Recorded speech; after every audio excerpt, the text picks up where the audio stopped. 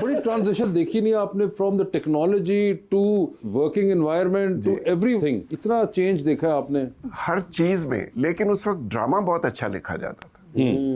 उसके बाद फिर कमर्शियलाइजेशन हुई हाँ, और फिर डाइजेस्ट आया। बिल्कुल डाइजेस्ट ने बेड़ा गर्क किया कहानियों का। फिर एक बहुत बड़ा यहाँ स्कैम है, बहुत सारा पैसा वेस्ट का आ रहा है जो हमारी सोसाइटी को बिगाड़ने में लगा हुआ है, और वो फंड्स आते हैं कि इस तरह के टॉपिक शुरू किए जाएं और किसी के कान पे जू भी नहीं रेंग रही। सर बिल्कुल, वो पैसे जो मिल रहे हैं देखिए, ये अगर टॉपिक्स आएंगे तो कल को हमारी सोसाइटी क्या होगी, ये इसका अंदाजा आप कर लो।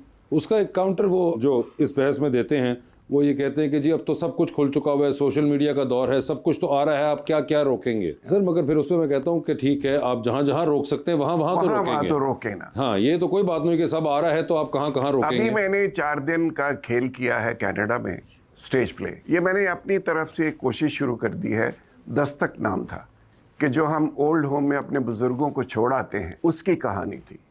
और उसकी कहानी एंड में वाइंड अप में ये केक काटने लगता है, उसका बर्थडे आज 65 बरस हो गए हैं, तो एक लड़की जो उसके पेरेंट्स का नहीं पता, और वो वहाँ आके इन बुज़ुर्गों को थोड़ी हेल्प करती है।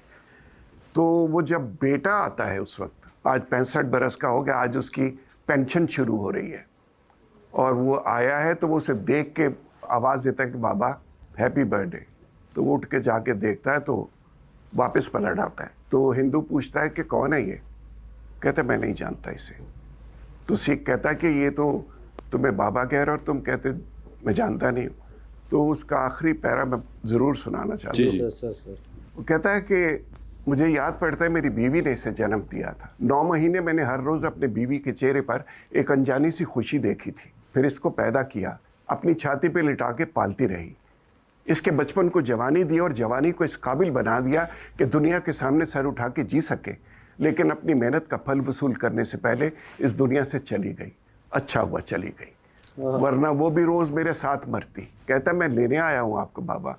कहता लेने आए हो आप, तो जाओ पहले शॉपिंग मॉल के बेंचों पर से मेरे आंसू उठा के लाओ, जहाँ तुम मुझे हर रोज़ इसलिए बिठा जाते थे कि घर पे रहने से तुम्हारे घर की यूटिलिटीज़ खर्च होती हैं। कहते मैं तो इतना बदनसीब था कि फ्रीजिंग पॉइंट में मेरी आंखों में आंसू नहीं जमते थे।